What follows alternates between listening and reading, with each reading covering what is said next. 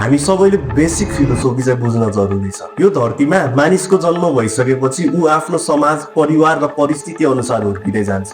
तर परिस्थिति अनुसार भिन्न भिन्न पनि हुन्छ, किनकि फिलोसोफीको जन्म नै एग्रिकल्चर एरामा मान्छेलाई खाना लाउन पुगिसकेपछि मात्र भएको छ। भन्न खोजेको के हो भने जसले आफ्नो परिस्थितिले खाना लाउन नै धौधौ छ, उसले फिलोसोफिकल टपिकको बारेमा त किन नै सोचोस्। फिलोसोफी साइन्स जस्तो भने होइन।